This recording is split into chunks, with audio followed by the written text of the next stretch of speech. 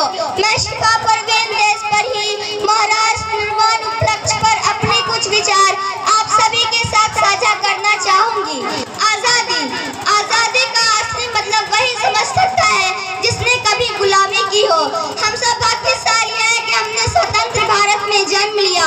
यूं तो आजादी की लौ 1857 में ही चल चुकी थी, जो वर्षा बनकर 1947 में हमारे देश को आजाद कराई। प्राचीन, मध्यकालीन और वर्तमान भारत के उदाहरणों से स्पष्ट करना चाहूंगी कि जब हम फिरंगियों के फेरे में फंस गए थे तो रंगदे बसंती चोला की एक आवाज पर टोलों के टोलू मराते थे और उनके वंदे मातरम के नारों से खून में आने वाला 5-5 डिग्री का तूफान अंग्रेजी शासकों की जड़ों में तूफान ला देता था। लोग मर जाते थे, मिट जाते थे, फांसी चढ़ जाते थे, तो अभी अपने देशभक्त साबित कर देते थे, क्योंकि जो इस दौर की देशभक्त की कसौटी थी, उसके बाद 62, 65 और 71 के युद्धों में अपना स्वाद गवा देने वाली औरत जब घर के हालात ये हो जाया करते थे कि प्यार भी भरपूर गया, मांग का सिंदूर गया, नन्हे नौनिहालों की लंगोटियां चली गई, छोटी छोटी बेटियों की छोटियां चली गई, बाप की कमाई गई, भाई की पढ़ाई गई, ऐसा घसमुट हुआ पता ही ना चला, कहीं तो पूरे जिस्म की कई बूटियां चली गई। आपके लिए तो एक आदमी मरा है साहब, किंतु मेरे घर की तो रोटियां चली गई, मेरे घर की तो रोटियां चली गई।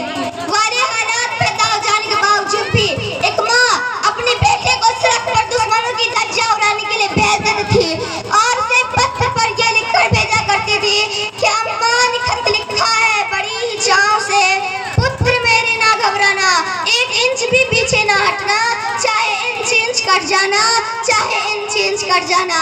ऐसे ही परिवार अपने देशभक्त साबित कर रहे थे। तब देश बलिदान मांगता था, तब देश लड़ जाने को, मिट जाने को, फांसी चढ़ जाने को कहता था, किंतु आज देश लड़ जाने को, मिट जाने को, फांसी चढ़ जाने को नहीं, बल्कि मेरे विचार में कोई व्यक्ति अपना काम पूरे ईमानदारी, पूरी मेहनत और पूरी लगन से करे ना, वही मेरी सबसे बड़ी देशभक्ति है। मैं नहीं मानती कि फेसबुक और व्हाट्सएप के डीपी को 3 रंग में रंग देना ही देशभक्ति है।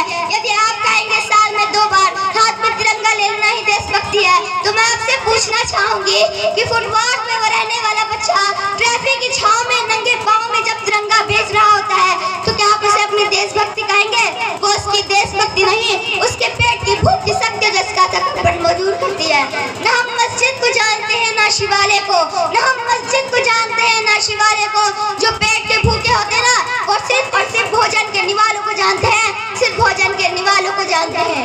अपने समाज, अपने परिवार, अपने देश के लिए समर्पण का भाव है देशभक्त। अगर तू परिंदा है तो ये आसमान तेरा है, अगर तू दरिंदा है तो ये शमशान तेरा है।